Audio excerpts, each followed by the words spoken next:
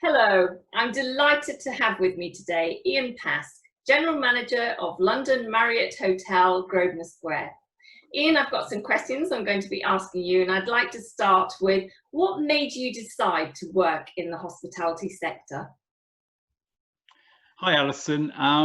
Great question, really. I came into the industry purely by chance. My original ambition when I was at school was to go in the Royal Navy. Then I found that my eyesight wasn't good enough for the Royal Navy. So at that stage, I had no idea what I wanted to do. And it's my mother, really, who came up with the idea of going into hotels. I guess, your mother always knows you best. And before she married my father, she was what we would now call a director of rooms in a hotel in the UK. And so on her advice and suggestion, I then went to college and did my diplomas and everything and entered the industry, which I've been very happily in ever since. So by luck, I came into hospitality. I think that's quite common, actually. I think many of us have fallen into this sector and actually fallen in love with it. So tell us about the toughest job you've held.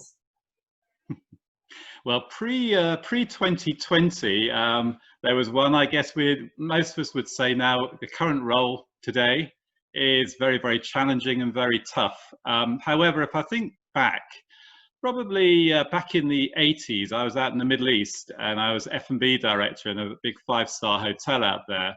And it was the time of the Iran-Iraq war. So occupancies, business levels were terrible. We were running at sort of 30% or so for a long time. And it was really just trying to make all that work, as I say, in a very, very difficult environment that I wasn't used to. So I would say probably my toughest role, but maybe I'm in my toughest role now. I think you're probably right there. So that's your toughest, and you're right, we're in tough times at the moment, but everyone has a favourite job. Would you like to share with us which was yours? Yeah, I mean, Alison, I'm very lucky. I've always loved my time in hospitality and hotels. I've genuinely enjoyed every moment of it, some obviously slightly more than others. And there are a number of great jobs that I've had, but possibly the most favourite job was when I was actually out in Zimbabwe. It's the first time I worked internationally, so I knew very little about the country. The time I was there was just after it went to majority rule, so it went from Zimbabwe Rhodesia to Zimbabwe. So not only was it a totally new way of life for me, it's a time of massive change in the country, and I was very lucky to be banqueting manager in the main city hotel. So we saw a lot of change, a lot of the government sort of being formed, and as I say, against the backdrop of a change in a truly magnificent country. So yeah, probably all round, I would say that was my favourite time. Well, that's really interesting. I wonder if you have a career opportunity that you wish you'd pursued, and if you have, what is that and why? Yeah, I think. I mean, again, you go over the career and there's lots of things you could have done or may have done and didn't do for whatever reasons. Possibly one that would spring to mind was, again, going to when I was out in Africa, and I truly loved being out on that continent. And it was a time that Santon City was just starting out, and Santon Sun was being built on the outskirts of Johannesburg. And nowadays, I believe it's sort of almost like the center of Johannesburg, but it was new. It was very exciting, and there was a role there I could have taken in food and beverage. But I felt at the time that I wanted to return back to the UK for a while and then go abroad. So timing didn't quite work for me. But I look back on it and think, what would have been different in my life if I'd spent another few years out in South Africa. So looking back again, what 2 bits of advice would you give your former self? I think as you get older and you get more experienced in the business, you listen more. And I think there's one thing you always can do is you listen, and then you listen again. And whether it's to your customers, to your associates, friends, or whoever it might be, I think so much comes from other people. And so I try very hard to listen a lot now, and I wish probably in younger years I'd listened a bit more. And I think the other thing that I would say is enjoy the moment. So many times we rush through life and we don't savor what we have. And I think you know, I look back on that and I think to myself, there was a conference that I was involved in Bournemouth at the Marriott. And it was a government conference. The entire government was staying in the hotel. We're a secure site. And on the last night of the conference, we had literally thousands of people sort of partying there till sort of 3, 4 o'clock in the morning. And the hotel was running at absolute full capacity. All the 6 months of planning that we'd done, you know, if it was going to go wrong, there was nothing I could do about it. And it was going perfectly well. And I just stood there for a moment because I also knew I was moving on from that hotel to another role within Marriott shortly afterwards. And I just took the time about 2 o'clock in the morning just to stop and pause and have a look at it and think, yeah, you know, this is a great moment. And I think we need to do more of that. Maybe we rush too much. Sometimes just enjoy where you are and what you're at. I think you're absolutely right on both those points, and I think listening is something that you learn from experience, and often, you know, as you mature. And I think it's often important as well to listen to what's not being said rather than what is just being said. And again, you know, reflecting on what you've achieved. We're so busy, aren't we? Moving on to the next thing, the next thing. It's a good thing to do that. So with that in mind, describe your proudest moment. Well, again, I guess I'm very lucky, having had a long career in hotels. I mean, there are several things that spring to mind. I mean, I'm very proud of a lot of work I've done for charities over the years. I'm very proud of seeing people that have worked with me that hopefully I've had a little bit to do with their development and seeing the roles they go on to and onwards and upwards above me and all of that. And that's great to see.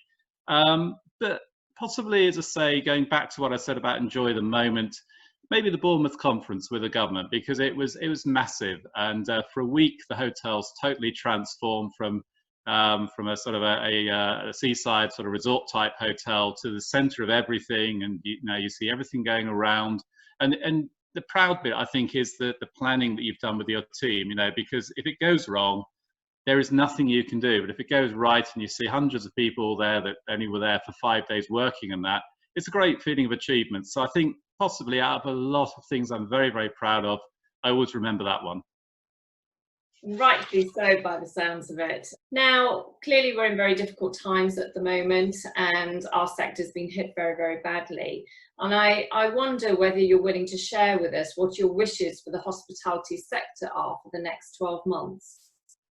Yeah, and that's a tough one, Alison. I mean, we're in very, very difficult times at the moment, and it's heartbreaking when you read all these stories in the press of businesses that are struggling, you know, big and small, to be honest. So I guess there's a couple of things I hope. I really hope that the government really does listen to us and to our membership, you know, and understands going forwards. And I think they do. I think, you know, the people that are working on behalf of the industry to lobby the government are doing a great job. But I hope the government also appreciates just what a great industry we are. You know, we need to be there at the end of this, but we need their support to come out of it strong. So I think there's a big bit around that. And then I think, you know, the other side is very similar. We will lose a lot of very good people from our own businesses, from the industry, because of, you know, the harsh realities of the economic situation. But I really hope that we can find ways that we get them back into the industry, that they want to come back.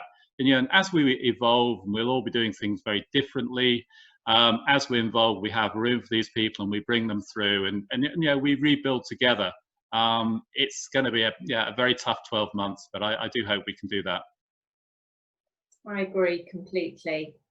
Now, how has the last few months changed your perspective on life? Well, my perspective's always been pretty straightforward, really. To me, the two most important things in my life are health and my family. You know, everything else sort of comes from it. Other things can be important. I mean, obviously, my career is very important as well. But to me, you know, health, family, they're the foundations of everything for me and friends. So I think I probably, I don't know, appreciate it even more now if that's possible. You know, the advantages of having a lovely family and having a healthy lifestyle. So I think that's something I look at. I think also I'd like to think I've become more tolerant. I think, you know, there are a lot of different opinions out there. There are a lot of people having enormous challenges at the moment. And you know, I think I appreciate that more. I mean, I'm far more aware now of the work the care workers do, you know, the NHS does. And I think, you know, maybe took them a little bit for granted in the past, and now you realise, you know, that they operate at enormous risk and just how important they are to us. And again, we need to remember that going forwards. And then finally, I'd say perspective on life: enjoy the good moments. I said to you before, you know, enjoy, savor the moments. I mean, despite everything, you know, we still have a great country, we have a great future. And I was out running the other day, and I live just outside Cambridge, and I was running through the countryside. It was beautiful, and the sun was shining. It was a great day. And I was running along this lake, and I just stopped and just looked and listened. And I thought, do you know what? Everything that's going on, it could still be an enormous amount worse. And I think, you know, that's what sort of keeps me going at the moment. That's very interesting, and the weather has been so incredible. I think there's one thing we've been really lucky with. Can you imagine going through the last few months during the winter rainy months that we encountered last year? So there is always a good and a bad. It's like yin and yang at the end of the day. And, you know, I think that what you've shared with us has been really, really interesting. So Ian, thank you for your time. Thank you for taking the time out to speak with us today. My pleasure, and stay healthy and stay safe.